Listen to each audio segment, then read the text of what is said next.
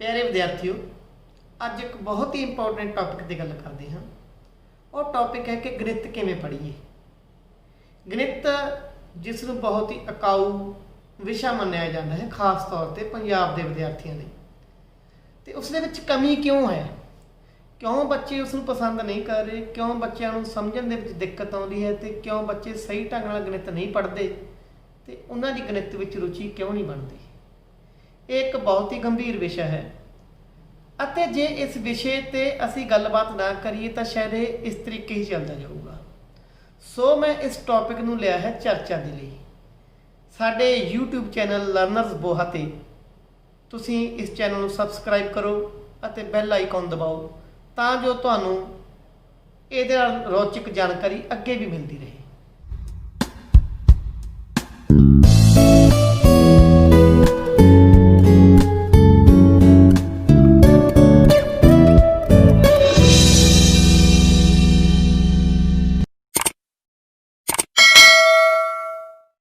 सो हुण आपां गल करते हैं कि गणित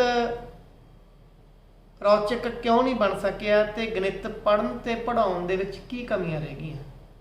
सब तो पहलां जे मैं गल करां कि इस विषय नूं प्रैक्टिकल तौर ते लिया ही नहीं गया। जदों भी असीं जे प्राइमरी पੱਧਰ तो चलते हाँ तो जोड़ की है, घटा की है, गुणा की है, वंड की है, उसनूं डेली लाइफ के नाल जोड़न की जगह ते लाइनां नाल मार के जोड़, लाइनां मार के घटा, लाइनां मार के गुणा, टेबल की गल कर लीए, पहाड़ियां की गल कर ली कि पहाड़े बेसिकली क्यों हुंदे ने, टेबल्स इदां किवें बने, इहदी लोड़ कित्थे पैंदी है, डेली लाइफ कित्थे लोड़ पैंदी है, कदे गल ही नहीं हुई। ते जदों तक गणित नूं रोज़ाना लाइफ नाल जोड़ के नहीं पढ़िया जाएगा, गणित तुहाडे लई इंटरस्टिंग होवेगा ही नहीं। अक्सर ही वो विषय इंटरस्टिंग बनते हैं जो तुहानूं अपने आले दुआले दिखते हैं। तो गणित का जिन्ना साडे आले दुआले पिया है उस तो वध विषय कोई नहीं है। तुसीं अपने आले दुआले कंधां देखो, तुहाडे ग्रिलां देखो, तुहानूं अनेकां ही पैरल लाइनस, परपेंडिकुलर लाइनस जिन्होंने असीं समांतर रेखावां अते समकोण तुहानूं मिल जाणगे। तुसीं बाजार 'च जाओ, तुसीं चीज़ खरीदोगे, तुहानूं प्लस माइनस गुणा वंड की वरतों आम मिलूगी। आड़ती दे ब्याज लो तो ब्याज का जिहड़ा कंसैप्ट है जिहड़ा वो तुहानूं समझ आऊगा। बैंक 'च जाओ, बैंकिंग दे विच गणित पिया। जे पुल बन रहे हैं तो वो आर्कीटैक्चर दे विच गणित पिया। गल की करो, हर पैर पैर ते साडे गणित पिया। पर गणित साडे लई खास तौर ते पंजाब के विद्यार्थियों लई रौचक क्यों नहीं बन रहा, क्योंकि असी प्रैक्टिकल लाइफ नाल जोड़ के गणित पढ़ ही नहीं रहे। पहला पढ़न दी प्रैक्टिस किवें किवें गलत ने, सानूं पढ़ना किवें चाहिए है, सब तो पहली गल साडी ये करनी बनती है। गणित जदों भी पढ़ना शुरू करो, सब तो पहला कंसैप्ट बिल्डिंग, संकल्प की है, ਉਹਦੀ बैकग्राउंड की है, अगे असी किधर जाना है, तो वह विषा दस की रहा, ये पढ़ना जरूरी है। जदों भी असी पढ़ना शुरू करते हाँ, साडा एक एटीट्यूड होंदा है कि असी पहला उदाहरणा करांगे, उदाहरणा बाद एक्सरसाइज करांगे। बस इत्थे उदाहरणा तो पहला की पिया। खास तौर पर मैं हुण वड्डियां क्लासां की गल करदा, क्योंकि जो वड्डी क्लास के विद्यार्थी खुद पढ़ना सीखना चाहुंदे हन, जे खुद पढ़ना है तो पहला डेफिनेशनस देखो। कि देखो डेफिनेशन, परिभाषा की है। हरेक चैप्टर के शुरुआत के विच तुहानूं अनेकां परिभाषावां मिल जाणगीआं। फॉर एग्जाम्पल प्लस वन का जो सैट थ्योरी है, तो बेसिकली सैट की है, सैट की परिभाषा अपने आप च बहुत विशाल है। तो जदों तक असीं परिभाषा नहीं समझते, सीधे सवालों नूं हत्थ पावांगे तो मुश्किल हो जाना काम। 6वीं क्लास के विच भी आपां कहने कि 3 अंकां की संख्या वड्डी तो वड्डी 999 होगी। क्यों होगी? एक कंसैप्ट है, जिवें पिछे एक वीडियो पाई है नोइंग यूअर नंबरस, वो वड्डी तो वड्डी संख्या ते छोटी तो छोटी संख्या बनाउण बारे कंसैप्चुअल गल कीती है। बच्चे ने मापे भी ते बच्चे भी इहो जिहियां गल्लां पसंद नहीं करते। क्यों नहीं करते? क्योंकि उन्होंने सीधे रिजल्ट ओरीएंटेड होना चाहुंदे ने, तो रिजल्ट ओरीएंटेड होंदे होंदे असीं बहुत सारे कंसैप्ट गवा लैंदे हैं जो सानूं फ्यूचर दे विच तंग करते हैं। इस तरीके कंसैप्ट समझना, डेफिनेशन समझना, ये साडे लई बहुत जरूरी है। जदों भी तुसीं खुद पढ़ो ਜਾਂ ਟੀਚਰ ਪੜ੍ਹਾਵੇ, ਤੁਹਾਨੂੰ ਡੈਫੀਨੇਸ਼ਨ ਪਰਿਭਾਸ਼ਾਵਾਂ, ਕੁਦਰਤੀ ਅੰਕ ਕੀ ਹਨ, ਪੂਰਨ ਅੰਕ ਕੀ ਹਨ। ਮੈਨੂੰ ਤਾਂ ਇਹ ਹੈਰਾਨੀ ਹੁੰਦੀ ਹੈ, ਮੈਂ 10ਵੀਂ ਤੇ +1 ਦੇ ਬੱਚਿਆਂ ਨਾਲ ਜਦੋਂ ਗੱਲ ਕਰਦਾ, ਹਾਲੇ ਤੱਕ ਬਹੁਤ ਬੱਚੇ ਇਹੋ ਜਿਹੇ ਹਨ ਜਿਨ੍ਹਾਂ ਨੂੰ ਕੁਦਰਤੀ ਅੰਕ, ਪੂਰਨ ਅੰਕ, ਜਿਹੜੇ ਆਪਣੇ ਇੰਟੀਜ਼ਰਸ ਹੈ, ਸੰਪੂਰਨ ਅੰਕ, ਰੈਸ਼ਨਲ ਨੰਬਰ, ਇਰੈਸ਼ਨਲ ਨੰਬਰ, ਇੱਥੋਂ ਇਹਦਾ ਡਿਫਰੈਂਸ ਹੀ ਨਹੀਂ ਪਤਾ। ਜੇ ਮੈਂ ਕਿਸੇ ਨੂੰ ਪੁੱਛ ਲੈਂਦਾ ਵੀ ਕੀ ਪੂਰਨ ਅੰਕ ਕੁਦਰਤੀ ਹੁੰਦੇ ਨੇ, ਤਾਂ ਇੱਥੇ ਵੀ ਉਲਝਣ ਹੈ। ਕੀ ਹੋਲ ਨੰਬਰਸ ਨੈਚੁਰਲ ਹੁੰਦੇ ਨੇ, ਉਲਝਣ ਹੈ। ਤਾਂ ਪਹਿਲਾਂ ਨੰਬਰ ਸਿਸਟਮ ਪੜ੍ਹਨਾ ਸਿੱਖੋ। ਸੰਖਿਆਵਾਂ ਦਾ ਜੋੜ, ਘਟਾ, ਗੁਣਾ, ਵੰਡ, ਇਹ ਸੰਖਿਆ ਰੇਖਾ ਤੇ ਸਮਝਣੀ ਜ਼ਰੂਰੀ ਹੈ। ਮੈਂ ਜਦੋਂ ਵੀ, ਹੁਣ ਮੈਂ 6th ਦੇ ਵਿੱਚ ਵੀ ਪੜ੍ਹਾਉਣਾ ਸ਼ੁਰੂ ਕੀਤਾ ਹੈ, ਤੇ ਮੈਂ ਜਦੋਂ ਕਲਾਸ ਦੇ ਵਿੱਚ ਵੀ ਪੜ੍ਹਾਉਂਦਾ ਹਾਂ, ਤੇ ਤੁਸੀਂ ਵੀ ਜਦੋਂ ਪੜ੍ਹੋ ਤਾਂ ਸੰਖਿਆ ਰੇਖਾ ਤੇ ਜੋੜ ਘਟਾ ਨੂੰ ਸਮਝਣਾ ਜ਼ਰੂਰੀ ਹੈ, ਤੇ ਉਸੇ ਜੋੜ ਘਟਾ ਨੂੰ ਲਾਈਫ ਦੇ ਵਿੱਚ ਵੀ ਸਮਝਣਾ ਜ਼ਰੂਰੀ ਹੈ। ਮਾਈਨਸ ਵਾਲੇ ਡਿਜਿਟ ਕਿੱਥੋਂ ਆ ਗਏ?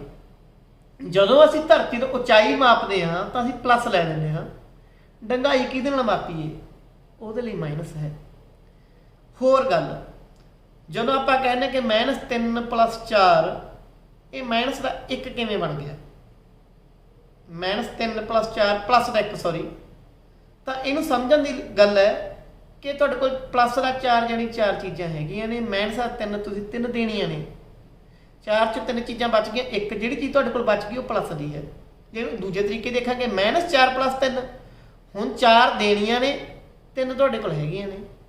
ਹੁਣ ਇਹਨੂੰ ਸਮਝ ਕੇ ਦੇਖੋ ਕਿ ਨੈਗੇਟਿਵ ਚੀਜ਼ਾਂ ਵੱਧ ਨੇ, ਦੇਣੀਆਂ ਕਿੰਨੀਆਂ? 4 ਦੀਆਂ ਹੈਗੀਆਂ, 3 ਦੇਤੀਆਂ, ਹਲੇ ਵੀ ਇੱਕ ਹੋਰ ਦੇਣੀ ਹੈ, ਤਾਂ ਉਹ ਮਾਈਨਸ 1 ਹੋ ਗਿਆ। ਇਸ ਤਰੀਕੇ ਜੇ ਗਣਿਤ ਨੂੰ ਸਮਝੋਗੇ ਤਾਂ ਤੁਹਾਡੇ ਕਨਸੈਪਟ ਕਲੀਅਰ ਹੋ ਜਾਣਗੇ। ਫਿਰ ਇਹ ਕਨਫਿਊਜ਼ਨ ਵੀ ਮਾਈਨਸ ਗੁਣਾ ਮਾਈਨਸ ਪਲੱਸ ਹੁੰਦਾ ਹੈ, ਤੇ ਮਾਈਨਸ ਜੇ ਮਾਈਨਸ ਜੋੜੀਏ ਉਹ ਪਲੱਸ ਹੁੰਦਾ ਕਿ ਮਾਈਨਸ ਹੁੰਦਾ ਹੈ, ਇਹ ਕਨਫਿਊਜ਼ਨ ਤੁਹਾਡੀ ਦੂਰ ਹੋ ਜੂਗੀ। ਇਹਨੂੰ ਸਮਝਣਾ ਬਹੁਤ ਜ਼ਰੂਰੀ ਹੈ।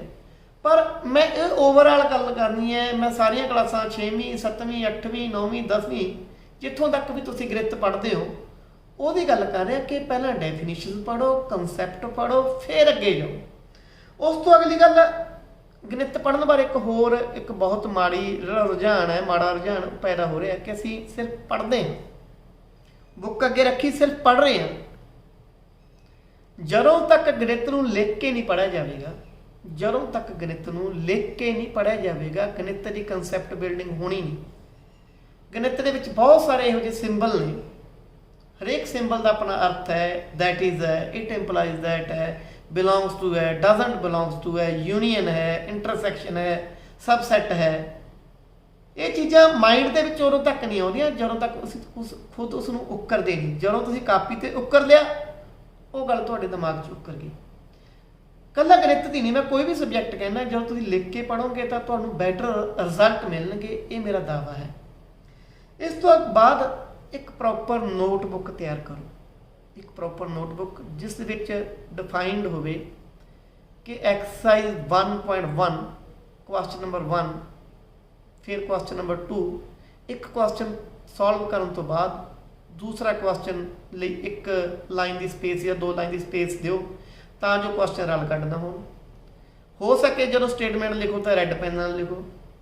ਦੂਜੀ ਗੱਲ, ਜਦੋਂ ਅਸੀਂ ਕੁਐਸਚਨ ਕਰਨਾ ਤਾਂ ਬਹੁਤ ਸਾਫ਼ ਸੁਥਰਾ ਕਰਨਾ ਹੈ, ਇੱਕ ਪ੍ਰੋਪਰ ਸਿਮੈਟਰੀ 'ਚ ਕਰਨਾ। ਤੁਹਾਡੀ ਅਲਾਈਨਮੈਂਟ ਪ੍ਰੋਪਰ ਹੋਵੇ, ਲੈਫਟ ਅਲਾਈਨਮੈਂਟ ਹੋਵੇ।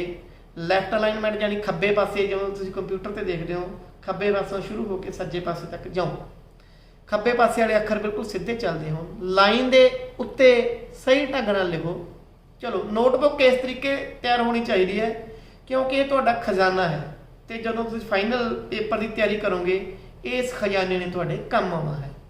ਉਸ ਤੋਂ ਅਗਲੀ ਗੱਲ ਹੈ ਕਿ ਜਦੋਂ ਨੋਟਬੁੱਕ ਤੁਸੀਂ ਤਿਆਰ ਕਰ ਰਹੇ ਹੋ ਤਾਂ ਜਦੋਂ ਤੁਸੀਂ ਪੜ੍ਹ ਰਹੇ ਹੋ ਤਾਂ ਬਹੁਤ ਸਾਰੇ ਫਾਰਮੂਲੇ ਦੇ ਨਾਲ ਤੁਹਾਡਾ ਵਾਹ ਵਾਸਤਾ ਪੈਂਦਾ ਹੈ। ਪਹਿਲੀ ਗੱਲ, ਫਾਰਮੂਲਾ ਰੱਟਾਂ ਨਾਲ ਲਗਾਓ, ਫਾਰਮੂਲੇ ਨੂੰ ਸਮਝਣ ਦੀ ਕੋਸ਼ਿਸ਼ ਕਰੋ ਕਿ ਲੰਬਾਈ ਗੁਣਾ ਚੌੜਾਈ ਆਇਤ ਦਾ ਖੇਤਰਫਲ ਕਿਉਂ ਹੈ, ਤੁਹਾਡੇ ਟੀਚਰ ਦੱਸਦੇ ਵੀ ਨੇ। ਚਲੋ, ਜਿਹੜੇ ਫਾਰਮੂਲਿਆਂ ਨਾਲ ਤੁਹਾਡਾ ਵਾਹ ਵਾਸਤਾ ਪਿਆ ਉਸ ਦੀ ਇੱਕ ਅਲੱਗ ਨੋਟ ਲਗਾਓ। ਅਲੱਗ ਨੋਟਬੁੱਕ ਦੇ ਵਿੱਚ ਚੈਪਟਰ ਵਾਈਜ਼ ਹਰੇਕ ਚੈਪਟਰ ਦੇ ਫਾਰਮੂਲੇ ਲਿਖੇ ਹੋਣ ਜੋ ਤੁਹਾਡੀ ਕੁਇਕ ਰਿਵੀਜ਼ਨ ਦੇ ਕੰਮ ਆਉਣਗੇ ਜਦੋਂ ਤੁਸੀਂ ਐਗਜ਼ਾਮ ਦੇ ਵਿੱਚ ਜਾਓਗੇ। ਫਾਰਮੂਲਿਆਂ ਲਈ ਨੋਟਬੁੱਕ ਲਗਾ ਲਈ, ਪਰਮਾਨੈਂਟ ਨੋਟਬੁੱਕ ਲਗਾ ਲਈ। ਇਸ ਤੋਂ ਅਗਲੀ ਜ਼ਰੂਰੀ ਗੱਲ ਕੀ ਹੈ? ਅਗਲੀ ਜ਼ਰੂਰੀ ਗੱਲ ਹੈ ਕਿ check your own homework with different perspective. ਹੁਣ ਇਹਦਾ ਕੀ ਅਰਥ ਹੈ? ਇਹਦਾ ਅਰਥ ਧਿਆਨ ਨਾਲ ਸਮਝੋ। ਤੁਸੀਂ ਆਪਣਾ ਕੰਮ ਆਪ ਚੈੱਕ ਕਰਨਾ ਹੈ, ਪਰ ਕਿਵੇਂ ਚੈੱਕ ਕਰਨਾ? ਆਪਣਾ ਕੰਮ ਆਪ ਚੈੱਕ ਆਪ ਬਣ ਕੇ ਨਹੀਂ ਕਰਨਾ। ਹੁਣ ਇਹਦਾ ਕੀ ਅਰਥ ਹੈ? ਤੁਸੀਂ ਆਪਣਾ ਕੰਮ ਜਦੋਂ ਕਰਦੇ ਹੋ ਤੁਹਾਨੂੰ ਲੱਗਦਾ ਕਿ ਮੈਂ ਠੀਕ ਕੀਤਾ ਹੈ, ਤੇ ਹਰੇਕ ਬੰਦੇ ਨੂੰ ਆਪਣਾ ਆਪ ਠੀਕ ਹੀ ਲੱਗਦਾ ਹੈ।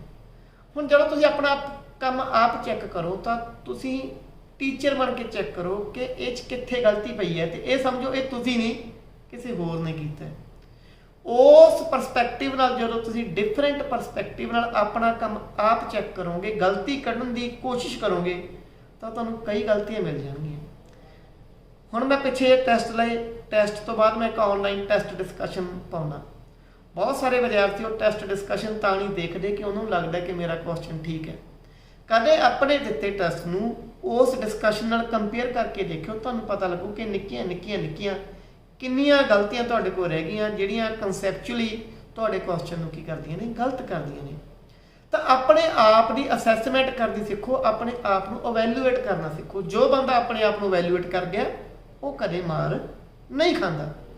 ਉਸ ਤੋਂ ਅਗਲੀ ਗੱਲ, don't try to solve until you are right. ਹੁਣ ਇਹਦਾ ਮਤਲਬ ਕੀ ਹੈ? Don't try to solve until you are right. ਇਹਦੇ ਨਾਲ ਮੈਂ ਇੱਕ ਲਾਈਨ ਹੋਰ ਐਡ ਕਰ ਦਿੰਦਾ, try to solve it until you are wrong. ਸਿਰਫ ਉਦੋਂ ਤੱਕ ਕੁਐਸਚਨ ਸੋਲਵ ਨਹੀਂ ਕਰਨਾ ਜਦੋਂ ਤੁਸੀਂ ਠੀਕ ਹੋ। ਅਕਸਰ ਹੀ ਕੀ ਹੁੰਦਾ, ਆਪਾਂ ਕੁਐਸਚਨ ਕੀਤਾ, ਪਹਿਲੀ ਵਾਰ ਨਿਕਲ ਗਿਆ, ਅਸੀਂ ਖੁਸ਼ੀ ਚਾਈ ਭੰਗੜਾ ਪਾਉਂਦੇ ਆ, ਲਓ ਵੀ ਕੁਐਸਚਨ ਨਿਕਲ ਗਿਆ, ਛੱਡਤਾ। ਕਰਨਾ ਕੀ ਹੈ ਤੇ ਕਿਉਂ ਕਰਨਾ? ਤੁਸੀਂ ਕੁਐਸਚਨ ਛੱਡਤਾ, ਮਹੀਨੇ ਬਾਅਦ ਉਹੀ ਕੁਐਸਚਨ ਕੱਢਦੇ ਹੋ, ਉਹੀ ਤੁਹਾਡੇ ਤੋਂ ਨਿਕਲਦਾ ਨਹੀਂ। ਕਾਰਨ ਕੀ ਹੈ? ਤੁਸੀਂ ਉਸ 'ਚ ਪਰਫੈਕਟ ਨਹੀਂ ਹੋਏ। ਉਸ ਕੁਐਸਚਨ ਨੂੰ ਵਾਰ-ਵਾਰ ਉਦੋਂ ਤੱਕ ਕੱਢੋ ਜਦੋਂ ਤੱਕ ਤੁਹਾਡੇ ਤੋਂ ਗਲਤੀ ਨਹੀਂ ਹੁੰਦੀ। ਅੱਜ ਕੱਢੋ, ਕੱਲ ਨੂੰ ਫੇਰ ਕੱਢੋ, ਪਰਸੋਂ ਫੇਰ ਕੱਢੋ। 3 ਜਾਂ 4 ਵਾਰੀ ਇੱਕੋ ਕੁਐਸਚਨ ਨੂੰ ਵਾਰੀ-ਵਾਰੀ ਕੱਢੋਗੇ ਤਾਂ ਤੁਹਾਡੀ ਗਲਤੀ ਦੀ ਗੁੰਜਾਇਸ਼ ਹੀ ਖਤਮ ਹੋ ਜਾਣੀ ਹੈ। ਤੇ ਕੁਐਸਚਨ ਨੂੰ ਉਦੋਂ ਤੱਕ ਸੋਲਵ ਕਰਦੇ ਰਹਿਣਾ ਚਾਹੀਦਾ ਹੈ ਜਦੋਂ ਤੱਕ ਤੁਹਾਡੀ ਗਲਤੀ ਦੀ ਗੁੰਜਾਇਸ਼ ਖਤਮ ਹੋ ਜਾਏ। ਜਦੋਂ ਇੱਕ ਵਾਰੀ ਕੁਐਸਚਨ ਖਤਮ ਹੋ ਗਿਆ ਤਾਂ ਉਹਨੂੰ ਉੱਥੇ ਹੀ ਨਹੀਂ ਛੱਡ ਦੇਣਾ। ਤਾਂ ਇਹਦਾ ਮਤਲਬ ਇਹ ਹੈ ਕਿ don't try to solve until you are right. ਉਦੋਂ ਤੱਕ ਟਰਾਈ ਨਾ ਕਰੋ ਜਦੋਂ ਤੱਕ ਤੁਸੀਂ ਠੀਕ ਹੋ। ਉਦੋਂ ਤੱਕ ਟਰਾਈ ਕਰੋ ਜਦੋਂ ਤੱਕ ਤੁਹਾਡੇ ਤੋਂ ਗਲਤੀ ਹੋ ਰਹੀ ਹੈ। ਜਦੋਂ ਤੱਕ ਗਲਤੀ ਹੋ ਰਹੀ ਹੈ ਠੀਕ ਕਰਦੇ ਜਾਓ। ਅਲਟੀਮੇਟ ਤੁਸੀਂ ਪਰਫੈਕਟ ਪੋਜੀਸ਼ਨ ਤੇ ਪਹੁੰਚ ਜਾਓਗੇ ਜਦੋਂ ਤੁਸੀਂ ਬਿਲਕੁਲ ਐਬਸੋਲੂਟ ਰਾਈਟ ਹੋਵੋਗੇ। ਇਸ ਤੋਂ ਬਾਅਦ ਅਗਲੀ ਜਿਹੜੀ ਜ਼ਰੂਰੀ ਗੱਲਾਂ ਨੇ, ਜਦੋਂ ਅਸੀਂ ਰਿਵੀਜ਼ਨ ਕਰਦੇ ਹਾਂ, ਖਾਸ ਤੌਰ ਤੇ ਪੇਪਰਾਂ ਵੇਲੇ ਜਾਂ ਚੈਪਟਰ ਦੇ ਟੈਸਟ ਵੇਲੇ, ਅਸੀਂ ਨੋਟਬੁੱਕ ਖੋਲ੍ਹਦੇ ਹਾਂ ਜਾਂ ਕੋਸ਼ਿਸ਼ ਕਰਦੇ ਹਾਂ ਕਿ ਅਸੀਂ ਉਹ ਕੁਐਸਚਨ ਨੂੰ ਪੜ੍ਹਨ ਲੱਗ ਜਾਂਦੇ ਹਾਂ। ਇਹ ਪ੍ਰੈਕਟਿਸ ਦਾ ਸਭ ਤੋਂ ਮਾੜਾ ਢੰਗ ਹੈ। ਤੁਸੀਂ ਕੁਐਸਚਨ ਪੜ੍ਹਦੇ ਹੋ, ਤੁਹਾਨੂੰ ਲੱਗਦਾ ਹੈ ਮੈਨੂੰ ਆਉਂਦਾ ਹੈ, ਜਦੋਂ ਅਸੀਂ ਟੈਸਟ ਦੇ ਵਿੱਚ ਅਪੀਅਰ ਹੁੰਦੇ ਹੋ ਤਾਂ ਉਹ ਕੁਐਸਚਨ ਸੋਲਵ ਨਹੀਂ ਹੁੰਦਾ। ਕਾਰਨ ਕੀ ਹੈ? ਤੁਹਾਡੀ ਪ੍ਰੈਕਟਿਸ ਹੀ ਨਹੀਂ ਹੈ। ਉਹੀ ਗੱਲ, ਇੱਕ ਕੁਐਸਚਨ ਵਾਰ-ਵਾਰ ਕੱਢ ਕੇ ਦੇਖਿਆ ਹੀ ਨਹੀਂ ਹੈ।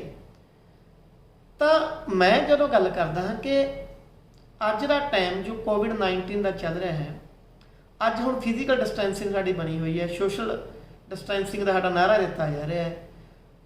ਤਾਂ ਉਸ ਕੇਸ ਦੇ ਵਿੱਚ ਇਹ ਜਿਹੜੀ ਪ੍ਰੈਕਟਿਸ ਹੈ, ਜਿਹੜੀ ਅਸੀਂ ਗੱਲ ਕਰ ਰਹੇ ਹਾਂ ਕਿ ਰਿਟਨ ਪ੍ਰੈਕਟਿਸ, ਉਹ ਤੁਹਾਡੀ ਮੈਕਸਿਮਮ ਹੋਣੀ ਚਾਹੀਦੀ ਹੈ। ਕਿਉਂਕਿ ਕਲਾਸ ਟੀਚਰ ਤੁਹਾਨੂੰ ਅਸੈਸ ਕਰਨ ਲਈ ਨਹੀਂ ਹੈ, ਤੁਸੀਂ ਆਪਣੇ ਆਪ ਨੂੰ ਅਸੈਸ ਕਰਨਾ ਹੈ, ਆਪਣੇ ਆਪ ਤੁਸੀਂ ਰਿਟਨ ਪ੍ਰੈਕਟਿਸ ਕਰਨੀ ਹੈ। ਇਸ ਤੋਂ ਬਾਅਦ ਜਦੋਂ ਅਸੀਂ ਕੋਈ ਕੁਐਸਚਨ ਸੋਲਵ ਕਰਦੇ ਹਾਂ, ਸਾਡੇ ਅੱਗੇ ਇੱਕ ਸਟੇਟਮੈਂਟ ਪਈ ਹੁੰਦੀ, ਇੱਕ ਸਵਾਲ ਪਿਆ ਹੁੰਦਾ ਹੈ। ਫਾਰ ਐਗਜ਼ਾਮਪਲ 8th ਕਲਾਸ ਦਾ ਮੈਂ ਚੈਪਟਰ ਕਰਵਾ ਰਿਹਾ ਸੀਗਾ, ਲੀਨੀਅਰ ਇਕੁਏਸ਼ਨਸ ਇਨ 1 ਵੇਰੀਏਬਲ। ਉਹਦੇ ਵਿੱਚ ਸਟੇਟਮੈਂਟਸ ਨੇ ਕਿ ਸੁਮਨ ਦੀ ਮਾਂ ਦੀ ਉਮਰ ਸੁਮਨ ਤੋਂ 3 ਗੁਣਾ ਜਾਂ ਸੁਮਨ ਦੀ ਉਮਰ ਸੁਮਨ ਦੀ ਮਾਂ ਤੋਂ ਅੱਧ ਹੈ। ਮਤਲਬ ਇੱਦਾਂ ਦੀਆਂ ਸਟੇਟਮੈਂਟਸ ਹੁੰਦੀਆਂ ਨੇ। ਇੱਕ ਸਟੇਟਮੈਂਟ ਨੂੰ ਘੱਟੋ ਘੱਟ 2 ਜਾਂ 3 ਵਾਰ ਪੜ੍ਹੋ। ਜਦੋਂ ਤੁਸੀਂ ਇੱਕ ਸਟੇਟਮੈਂਟ ਨੂੰ 2 ਜਾਂ 3 ਵਾਰ ਪੜ੍ਹੋਗੇ ਤਾਂ ਹੀ ਤੁਹਾਨੂੰ ਸਮਝ ਆਊਗੀ। ਅਕਸਰ ਹੀ ਅਸੀਂ ਸਵਾਲ ਕੱਢਣ ਦੀ ਕਾਹਲ ਕਰਦੇ ਹਾਂ ਤੇ ਉਸ ਕਾਹਲ ਦੇ ਵਿੱਚ, ਉਸ ਜਲਦਬਾਜ਼ੀ ਦੇ ਵਿੱਚ ਅਸੀਂ ਸਟੇਟਮੈਂਟ ਪੂਰੀ ਨਹੀਂ ਪੜ੍ਹਦੇ, ਤੇ ਜਦੋਂ ਸਟੇਟਮੈਂਟ ਪੂਰੀ ਨਹੀਂ ਪੜ੍ਹਦੇ ਤਾਂ ਸਾਡਾ ਨਤੀਜਾ ਬਹੁਤ ਮਾੜਾ ਨਿਕਲਦਾ ਹੈ। ਕਈ ਵਾਰੀ ਆਬਜੈਕਟਿਵ ਕੁਐਸਚਨ ਹੁੰਦਾ, ਆਬਜੈਕਟਿਵ ਟਾਈਪ ਵਿੱਚ ਉਸ 'ਚ ਪੁੱਛਣਾ which of the following is not correct. ਅਸੀਂ ਨਾਟ ਨਹੀਂ ਪੜ੍ਹਦੇ, ਇਕੱਲਾ ਕਰੈਕਟ ਪੜ੍ਹ ਲੈਂਦੇ ਹਾਂ। ਇਹਦਾ ਮਤਲਬ ਕੀ ਹੈ? ਤੇ ਅਸੀਂ ਕਰੈਕਟ, ਉਹ ਵਿੱਚੋਂ 3 ਕਰੈਕਟ ਪਏ ਹੁੰਦੇ, ਇੱਕ ਨਾਟ ਕਰੈਕਟ ਹੁੰਦਾ ਹੈ, ਉਹਨਾਂ ਤਿੰਨਾਂ 'ਚ ਇੱਕ ਕਰੈਕਟ ਲਾ ਕੇ ਆ ਜਾਂਦੇ ਹਾਂ। ਸਾਨੂੰ ਲੱਗਦਾ ਵੀ ਕੁਐਸਚਨ ਸੌਖਾ ਬਣ ਗਿਆ। ਗਲਤੀ ਕਿੱਥੇ ਰਹਿ ਗਈ? ਗਲਤੀ ਇਹ ਰਹਿ ਗਈ ਕਿ ਅਸੀਂ ਸਟੇਟਮੈਂਟ ਨਹੀਂ ਪੜ੍ਹੀ। ਜਦੋਂ ਮੈਂ ਡੈਫੀਨੇਸ਼ਨ ਪੜ੍ਹਨ ਦੀ ਗੱਲ ਕੀਤੀ ਸੀ, ਜਦੋਂ ਮੈਂ ਕਨਸੈਪਟ ਪੜ੍ਹਨ ਦੀ ਗੱਲ ਕੀਤੀ ਸੀ, ਇੱਕ ਚੀਜ਼ ਹੋਰ ਹੁੰਦੀ ਹੈ ਥਿਊਰਮਸ। ਥਿਊਰਮ ਕੀ ਹੁੰਦੀਆਂ? ਆਲਰੇਡੀ ਪ੍ਰੂਵਡ ਰਿਜ਼ਲਟ ਹੁੰਦੇ ਆ ਗਣਿਤ ਦੇ, ਜਿਹੜੇ ਪਹਿਲਾਂ ਹੀ ਬਹੁਤ ਸਾਰੇ ਮੈਥਮੈਟੀਸ਼ੀਅਨਸ ਨੇ ਪ੍ਰੂਵ ਕੀਤੇ ਹੁੰਦੇ ਨੇ। ਪਰ ਜਦੋਂ ਅਸੀਂ ਥਿਊਰਮ ਦਾ ਪ੍ਰੂਫ ਦੇਣਾ ਹੁੰਦਾ ਹੈ ਤਾਂ ਥਿਊਰਮ ਦੇ ਵਿੱਚ ਸਾਨੂੰ ਕੀ ਦੇਖਣਾ ਪੈਣਾ ਹੈ?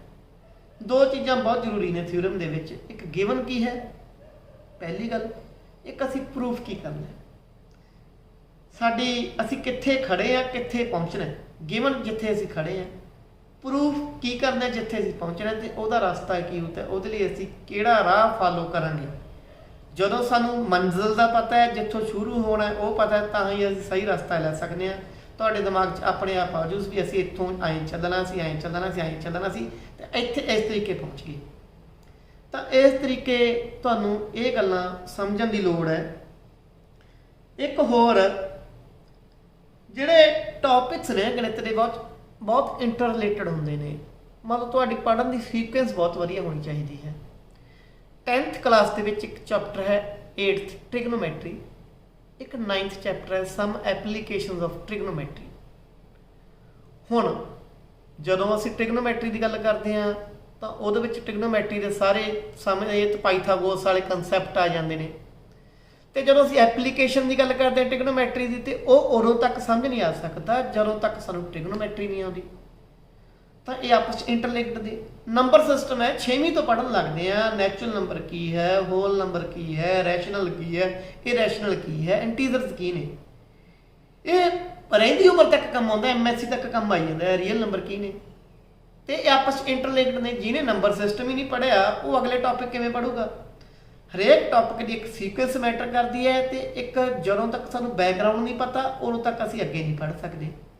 ਕੰਪਲੈਕਸ ਨੰਬਰ ਦੇ ਵਿੱਚ ਆਪਾਂ ਪੋਲਰ ਫਾਰਮ ਪੜ੍ਹੀ ਸੀ +1 ਦੇ ਵਿੱਚ। +1 ਦੀ ਜਿਹੜੀ ਪੋਲਰ ਫਾਰਮ ਹੈ ਕੰਪਲੈਕਸ ਨੰਬਰ ਦੀ, ਉਹ ਬਹੁਤ ਹੀ ਡਿਪੈਂਡ ਕਰਦੀ ਹੈ ਟ੍ਰਿਗਨੋਮੈਟਰੀ ਦੇ ਅਲਾਈਡ ਐਂਗਲਸ ਵਾਲਾ ਚੈਪਟਰ ਹੈ ਜੋ। ਤਾਂ ਤੁਹਾਨੂੰ ਯਾਦ ਹੋਊਗਾ ਮੈਂ ਕਿਹਾ ਸੀਗਾ ਕਿ ਪੋਲਰ ਫਾਰਮ ਪੜ੍ਹਨ ਤੋਂ ਪਹਿਲਾਂ ਤੁਸੀਂ ਅਲਾਈਡ ਐਂਗਲਸ ਵਾਲਾ ਵੀਡੀਓ ਦੇਖਣੀ। ਇੱਕ ਗੱਲ ਹੋਰ ਬਹੁਤ ਜ਼ਰੂਰੀ ਹੈ, ਸੈਲਫ ਡਿਪੈਂਡੈਂਟ ਬਣਨਾ। ਬਹੁਤ ਹੀ ਮਾੜਾ ਰੁਝਾਨ ਜੋ ਅੱਜ ਦੀ ਘੜੀ ਚੱਲ ਰਿਹਾ ਗਣਿਤ ਦੇ ਵਿੱਚ ਕਿ ਟਿਊਸ਼ਨ ਤੇ ਡਿਪੈਂਡ ਹੋ ਰਹੇ ਆ। ਟਿਊਸ਼ਨ ਵੀ ਉਹ ਜੋ ਸਿਰਫ ਕਮਾਈ ਦਾ ਕੇਂਦਰ ਹਨ। ਬਹੁਤ ਵਧੀਆ ਟਿਊਸ਼ਨ ਪੜ੍ਹਾਉਣ ਵਾਲੇ ਟੀਚਰ ਵੀ ਅਵੇਲੇਬਲ ਨੇ ਜੋ ਤੁਹਾਨੂੰ ਵਧੀਆ ਗਾਈਡ ਕਰਦੇ ਨੇ, ਵਧੀਆ ਢੰਗ ਨਾਲ ਪੜ੍ਹਾਉਂਦੇ ਨੇ, ਵਧੀਆ ਤਰੀਕੇ ਨਾਲ ਕਨਸੈਪਟ ਦੱਸਦੇ ਨੇ। ਪਰ ਮੈਜੋਰਟੀ ਦੇ ਵਿੱਚ ਇਹੋ ਜਿਹੇ ਵੀ ਨੇ ਜੋ ਸਿਰਫ ਪੈਸੇ ਕਮਾਉਣ ਦਾ ਢੰਗ ਨੇ। ਤਾਂ ਉੱਥੇ ਤੁਹਾਨੂੰ ਕੀ ਕਨਸੈਪਟ ਦੱਸਿਆ ਜਾ ਰਿਹਾ ਜਾਂ ਬੁੱਤਾ ਸਾਰਿਆ ਜਾ ਰਿਹਾ। ਤੇ ਜਦੋਂ ਤੁਸੀਂ ਟਿਊਸ਼ਨ 'ਤੇ ਡਿਪੈਂਡੈਂਟ ਹੋ ਜਾਂਦੇ, ਤੁਸੀਂ ਕਨਸੈਪਟ ਛੱਡ ਦਿੰਦੇ ਹੋ, ਸਕੂਲ ਵੱਲੋਂ ਕਰਵਾਇਆ ਕੰਮ ਛੱਡ ਦਿੰਦੇ ਹੋ, ਜੋ ਆਪਣੇ ਆਪ ਬੁੱਕ ਪੜ੍ਹਨਾ ਛੱਡ ਦਿੰਦੇ ਹੋ। ਤੁਹਾਨੂੰ ਲੱਗਦਾ ਕਿ ਅਸੀਂ ਟਿਊਸ਼ਨ ਨੂੰ ਪੇ ਕਰਤਾ, ਸਾਰਾ ਕੁਝ ਉਸਨੇ ਕਰਵਾਉਣਾ ਹੈ। ਤਾਂ ਸਾਡੀ ਡਿਪੈਂਡੈਂਸੀ ਬਣ ਜਾਂਦੀ ਹੈ। ਇੰਡੀਪੈਂਡੈਂਟ ਬਣੋ, ਆਪਣੇ ਆਪ ਪੜ੍ਹਨਾ ਸਿੱਖੋ। ਆਪਣੇ ਆਪ ਪੜ੍ਹਨ ਦੇ ਕਈ ਢੰਗ ਨੇ। ਸਾਡਾ ਸਵੈਮ ਪ੍ਰਭਾ ਇੱਕ ਚੈਨਲ ਚੱਲਦਾ ਹੈ NCERT ਵੱਲੋਂ, ਦੂਰਦਰਸ਼ਨ ਦੇ ਲੈਕਚਰਸ ਆ ਰਹੇ ਨੇ। ਤੁਸੀਂ YouTube ਤੇ ਸਰਚ ਕਰਕੇ ਟੌਪਿਕ ਜਿਹੜਾ ਮਰਜ਼ੀ ਲੱਭ ਲਓ, ਗੂਗਲ ਤੇ ਸਰਚ ਕਰਕੇ ਤੁਹਾਨੂੰ ਰਿਟਨ ਨੋਟਸ ਮਿਲ ਜਾਂਦੇ ਨੇ। ਮੈਟ੍ਰਿਕ ਦਾ ਹਰੇਕ ਕੁਐਸਚਨ ਐਕਸਰਸਾਈਜ਼ ਤੇ ਕੁਐਸਚਨ ਨੰਬਰ ਪਾ ਕੇ ਗੂਗਲ ਤੇ ਸਰਚ ਕਰੋ, ਤੁਹਾਨੂੰ ਸੋਲਵ ਕੀਤਾ ਮਿਲ ਜੂਗਾ ਲਿਖਤੀ ਰੂਪ ਦੇ ਵਿੱਚ। ਬਹੁਤ ਸਾਰੇ ਢੰਗ ਨੇ ਜਿੱਥੋਂ ਤੁਸੀਂ ਆਪਣੇ ਗਿਆਨ ਨੂੰ ਵਧਾ ਸਕਦੇ ਹੋ। ਤੇ ਜਿੰਨਾ ਤੁਸੀਂ ਗੂਗਲ ਤੇ ਸਰਫ ਕਰੋਗੇ ਜਾਂ ਅਲੱਗ-ਅਲੱਗ ਸੋਰਸਿਸ ਰਾਹੀਂ ਆਪਣੇ ਆਪ ਸਿੱਖਣ ਦੀ ਕੋਸ਼ਿਸ਼ ਕਰੋਗੇ, ਵੱਧ ਸਿੱਖੋਗੇ। ਟਿਊਸ਼ਨ ਲੱਗਣਾ ਵੀ ਹੈ ਤਾਂ ਇਹੋ ਜਿਹੇ ਅਧਿਆਪਕ ਦੀ ਚੋਣ ਕਰਨੀ ਬਣਦੀ ਹੈ ਜੋ ਅਧਿਆਪਕ ਤੁਹਾਨੂੰ ਸਹੀ ਗਾਈਡ ਕਰੇ। ਪਰ ਅੱਜ ਦੀ ਘੜੀ ਜੋ ਸਾਡੇ ਸਕੂਲ ਨੇ ਉਹ ਇੰਨੇ ਕੁ ਕੰਪੀਟੈਂਟ ਨੇ, ਇੰਨੇ ਕੁ ਮੁਕੰਮਲ ਸਕੂਲ ਨੇ ਕਿ ਤੁਹਾਨੂੰ ਟਿਊਸ਼ਨ ਕਰਨੀ ਜਾਣ ਦੀ ਲੋੜ ਹੀ ਨਹੀਂ ਹੈ। ਤਾਂ ਇਸ ਕਰਕੇ ਆਪਣੇ ਆਪ ਪੜ੍ਹਨ ਦਾ ਜੋ ਵੱਲ ਹੈ ਸਾਨੂੰ ਉਹ ਸਿੱਖਣ ਦੀ ਲੋੜ ਹੈ। ਤੇ ਉਸ ਤੋਂ ਬਾਅਦ ਇੱਕ ਬਹੁਤ ਹੀ ਵਧੀਆ ਇੱਕ ਤਰੀਕਾ ਹੈ ਪੜ੍ਹਨ ਦਾ, ਉਹ ਹੈ ਡਿਸਕਸ਼ਨ, ਆਪਸ ਦੇ ਵਿੱਚ ਗੱਲਬਾਤ ਕਰਨਾ।